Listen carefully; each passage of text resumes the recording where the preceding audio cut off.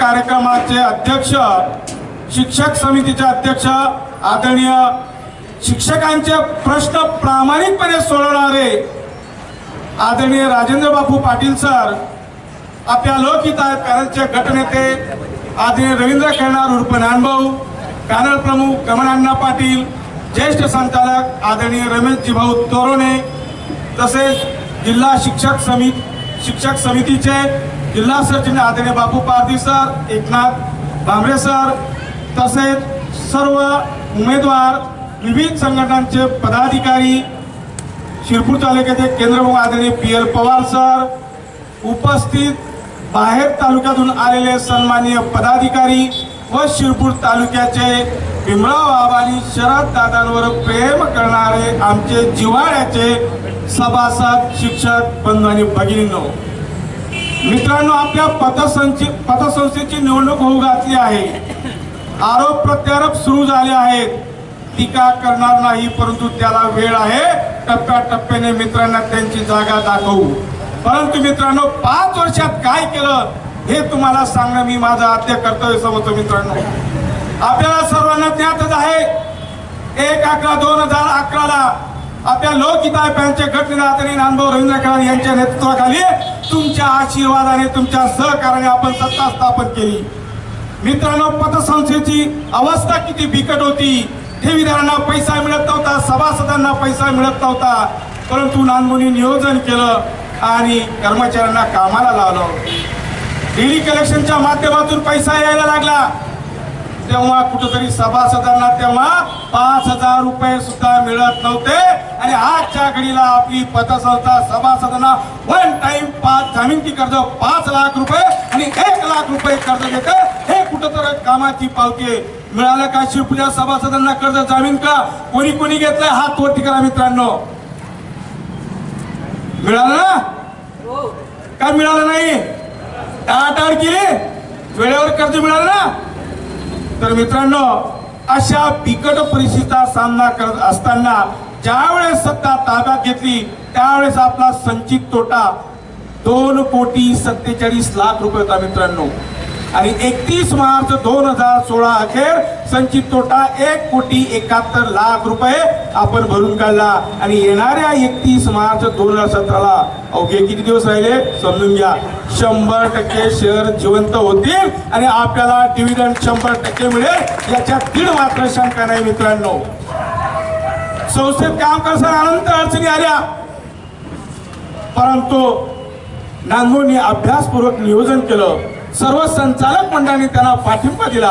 Board meeting जवळजवळ 3-3, 4-4 तास चालायची. वादविवाद व्हायचे, परंतु चर्चात्मक सोडवून चांगल्या कामासाठी शेवटपर्यंत निर्णय चांगले घेतले. म्हणून संस्था एक ऊर्जित अवस्थेत, आम्ही तुम्हाला वचननामा दिला होता, संस्थेला ऊर्जित अवस्थेत आणू आणि संस्थेला ऊर्जित अवस्थेत आणली. पारदर्शक कारभार केला, स्वच्छ प्रशासन दिला, काम चांगलं केलं, ठेवी वाढवल्या, सभासद वाढवले. काही मित्र जरी आरोप करत असतील त्याची भीती आम्ही बाळगणार मित्रांनो. का? आम्ही प्रामाणिकपणे संस्था वाचवली. आम्ही संचालकांनी 1 रुपयाचा भत्ता घेतला नाही मित्रांनो. कष्ट केलं, वेळ दिला, कुटुंबाला वाऱ्यावर सोडलं, परंतु ह्या गोष्टी करताना प्रामाणिक सेवा देण्याचं आमचं काम आहे. पायाखालची वाळू घसरायला लागली, कुठं कुठं बोलायला लागले, परंतु आम्ही डबगणार नाही. व्हॉट्सअपच्या माध्यमातून काही आरोप व्हायला लागले, परंतु आम्ही शांत बसलोय. काळी वेळी त्यावेळेस बघू मित्रांनो. आपल्या माहितीसाठी सांगतो, खोटं आश्वासन देऊन आम्हाला तुम्हाला तुमची मतं नको आहेत, परंतु टप्प्याटप्प्याने करू. आपल्या माहितीसाठी सांगतो, जामिनती कर्ज म्हणजे 5 लाख रुपये मित्रांनो. परंतु येणाऱ्या काळामध्ये आपण जर लोकहिताच्या सर्व उमेदवारांना निवडून दिलं, टप्प्याटप्प्याने 5 लाखावरून 7 लाख, 7 लाखावरून 9 लाख, 10 लाख, पैसा जर जास्त पळायला लागला नॅशनल बँकांप्रमाणे 12 लाख कर्ज देण्याचा आमचा मानस आहे मित्रांनो. टप्प्याटप्प्याने नेतृत्व सांगतील काय बोलले हे, टप्प्याटप्प्याने खोटं आश्वासन द्यायचं नाही. आरोप करतायत, सांगतो अभिमानाने सांगतो, धाडसाने सांगतो, तुमच्या विरोधात निर्णय घेतला आम्ही संचालक मंडळाने. पण ज्यावेळेस सत्ता ताब्यात घेतली 15% व्याजदर होतं, 1% व्याजदर वाढवलं मित्रो. का? आमच्या समोर बऱ्याच समस्या होत्या. सभासदांना पैसा मिळाला पाहिजे होता, तोटा भरून काढायचा होता, ठेवीदारांना पैसा द्यायचा होता. 1% जर व्याजदर वाढवलं तर पतसंस्थेला महिन्याला उत्पन्न किती येतं? 35 लाख रुपये मित्रांनो. त्याला कठोर निर्णय, परंतु पतसंस्था चालना जर कठोर निर्णय घेतला तर पतसंस्थेचं भविष्य हे उज्ज्वल असतं असं मी मानतो मित्रांनो. काही कठोर निर्णय घेतले, परंतु नाईलाज असतो. आम्हाला तुमचे गुलाम करून खोटं दाखवायचं नव्हतं. संस्थेला चांगल्या स्थळापर्यंत न्यायचं होतं. माहितीसाठी सांगतो मित्रांनो, नंतर 16 वरून 15% व्याजदर आणलं, 15 वरून 14 आणलं. लोक म्हणतात निवडणूक डोळ्यासमोर ठेवून 14% व्याजदर केलं मित्रांनो, चुकीचं आहे. असं नाही, 15 वरून 14 केलं, दिशाभूल करून सांगत नाही. मात्र येणाऱ्या काळामध्ये टप्प्याटप्प्याने 14 वरून 13, 13 वरून 12, जर पैसा पडायला उत्पन्न वाढायला लागलं 12 वरून 10% निश्चित व्याजदर देऊ. खोटं नाही. संस्थेची आर्थिक संपत्ती स्थिती 12 तारखेला धुळे व नंदुरबार जिल्हा प्राथमिक शिक्षक पतसंस्थेचे मतदानाची तारीख आहे आणि 12 तारखेला आपल्याला कोणाला मतदान करायचंय हे आपल्याला आजच निश्चित करायचं आहे. मित्रांनो, गेल्या 5 वर्षापूर्वी आपल्या प्राथमिक शिक्षक पतपेढीची अवस्था काय होती ही आपल्या सर्वांना ज्ञात आहे, त्याच्यावर मी फार काही बोलणार नाही. 70% कर्ज मिळत नव्हतं. विश्वासार्हता संपल्यामुळे सभासद राजीनाम्याची रांग लागलेली होती. ठेवीदारांना मुदत संपलेल्या ठेवी परत करायला पैसा नव्हता. अशी आर्थिक सांपत्तिक स्थिती इतकी बिकट होती आणि अशा परिस्थितीमध्ये या संस्थेवर दुर्दैवाने, पगारदार लोकांच्या संस्थेवर दुर्दैवाने प्रशासक येणे ही मोठी काळिंबाची गोष्ट आपल्या या पतसंस्थेच्या स्थापनेपासून तर आजपर्यंतच्या काळातली ही सर्वात वाईट गोष्ट या ठिकाणी घडली. आणि त्या प्रशासक काळामध्येच निवडणूक लागली. मित्रांनो, आपण प्रचार करताना आता बोलतोय की मागच्या 5 वर्षापूर्वी संस्थेची परिस्थिती कशी होती. आता त्याच्यावर बोलण्यापेक्षा ती केली कोणी याच्यावर पण मला थोडक्यात काही सांगायचं आहे. 5 वर्षापूर्वी या पतसंस्थेच्या निवडणुकीमध्ये 2 गट आमने सामने उभे होते. त्यात प्रगती गट उभा होता आणि दुसरा विकास गट उभा होता. मित्रांनो, विकास गटाला निवडून दिलं, त्यांची पेरणी केलेली होती म्हणून नाही निवडून दिलं होतं. प्रगती गटाच्या चुका ज्या झालेल्या होत्या त्या प्रगती गटाने उमेदवारी देताना संतुलित उमेदवार दिले नाहीत, तोंड पाहून उमेदवार दिलेत आणि जे शिक्षकांचे नेते आहेत त्यांना विश्वासात घेतलं नाही. उमेदवार चाचपणी करताना ग्रामसेवक, तलाठी, ITI चे शिक्षक यांना सोबत नेऊन त्या ठिकाणी पॅनलचं गठन केलं. जुने जे संचालक होते गमनाना पाटील, रमेश जिभाऊ असतील, यांचं 5 वर्षात फार चांगलं काम होतं. कसं बँकेत लोकहित गटाने तुम्हाला पाळलं, हा मेसेज तुम्ही दिला.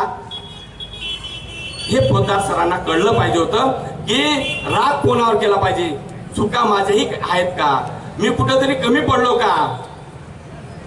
अहो 3 दिवस एक पत्रक काढलं फक्त शिंद्रेनानांनी. बटू, बाटू आणि बंडू. बटू कोण? मनोहर शिंदे. बाटू कोण? संजय पोद्दार. आणि बंडू कोण? बंडू कोण आहे माहिती का? माझी GM या संस्थेचा चंद्रकांत शिंदे. या तिघांच्या नावाचं एक पत्रक काढलं होतं शिंद्रेनानांनी. मग तो बाटू मात्र आता शिंद्रेनानांना आवडायला लागला, तेव्हा त्या बाटूच्या विरोधात पत्रक काढलं. बरोबर आहे की नाही मित्रांनो? पडद्यावर तुम्ही किती तडजोडी करा, तथाकथित नेते नंदुरबार मध्ये फिरताय, ते असं दाखवतात माझा आणि या गटाचा काही संबंध नाही. अरे सगळं तुम्ही कसं बँकेत शिजून राहिले हा, आणि कसा संबंध नाही. किती संस्था बुडवून टाकल्या साक्री तालुक्यातल्या, याची उत्तर देणार का? अहो लग्न सराईमध्ये लग्नाला येताना तो मित्र 10-20 मिनिटं किंवा अर्धा तास अगोदर तो भेट घेऊन निघून जातो, थांबत नाही. अंत्ययात्रा असेल, आता तुम्हाला सांगतो, मस्जिदला आमचे एक मित्र आहेत, विद्यमान संचालक आहेत. तिथं फार मोठे दर्दी पण राहतील आणि आपल्याला काही विचारतील का? जर अशी नैतिकता तुमची ढासळलेली आहे तर मग कशाला याला फरक पडता? त्या ठिकाणी गेल्या 14 वर्षापासून तुम्ही सत्ता भोगून राहिले. 14 वर्षापूर्वी त्या गस बँकेचा संचित तोटा 4,65,00,000 लाख होता. दर वर्षाचं, मागच्या वर्षाचा तुम्हाला सांगितलं आता शेरदादांनी की 45 कोटी उत्पन्न गस बँकेचं होतं आणि करंट नफा 28 लाख. आपलं उत्पन्न होतं पतपिढीचं 6,81,00,000. आपला करंट नफा 56 लाख, त्यांच्यापेक्षा दुप्पट. काय दोष आहे सभासदांचा? व्याजाचा भरपूर पैसा आला हो कसं बँकेत? आला नाही असं नाही, तो गेला कुठं याचा शोध कोणी घेतं का? सांगितलं मित्रांनो, आमची मित्रत्वाचे संबंध आहेत आणि हे मित्रत्वाचे संबंध असे कायम राहतील, स्वार्थापोटी राहणार नाहीत. चंद्रशेखर पाटलांना मी सांगितलं, लहानपणी उमेदवारी दिली असती, तुम्ही मागितली का? मला सांगितलं का? 2 गोष्टींचा चर्चा केली असती. पण चर्चा न करता ते कसं म्हणायचे की नाही नाही नाही राजू दादा, आता फक्त नानबोचा एकच मित्र आहे, फक्त राजेंद्र पाटील, आणि तू पण काही दिवसात सोडून जाशील. म्हटलं नानबो सोडासारखा तर नाहीये, तरी देखील कसा? मग मी त्यांना सांगितलं की तुमचा गैरसमज आहे आणि तो गैरसमज काढून टाका. अहो तुम्ही त्यांच्या अडचणीच्या काळामध्ये त्यांच्या पाठीशी होतात आणि ज्या वेळेला अडचणीच्या काळात पाठीशी राहणारा माणूस हा गद्दार राहू शकत नाही. मी गद्दार असे शब्द त्यांना विचारत नाही, परंतु त्यांची जी निष्ठा आहे ती कंटिन्यू राहिली नाही आणि आज कुठेतरी भरकट गेली. अहो फक्तच काम शिक्षणाधिकारी आडत नाही, शिक्षकांसाठी विरोध केला, त्या युवाला मी अडवलं, त्यांच्यासाठी यांनी षडयंत्र केलं आणि समन्वय समिती परस्पर विषय असा आला की बरखास्त केली तर करू द्या. मग मी नानबोंना सांगितलं की हा काय प्रकार आहे, तरी नानबोंनी चितट सोडली नाही. शिक्षक संघटनेचे सर्व जिल्हाध्यक्ष एकत्र केले, त्यांना विचारलं की हा माणूस चालेल किंवा कसं? त्या लोकांनी ठरवलं की आम्हाला चालेल. मग पोद्दार आबांचं मी काय वाईट केलं होतं की त्यांना चाललो नाही म्हणून? हा प्रश्न मला विचारायचा आहे. जो शिक्षकांच्या प्रश्नांच्या संदर्भात काम करू शकत नाही, त्यांच्यासारखं बोलण्यासारखं खूप आहे, परंतु मित्रांनो आपलंही येणार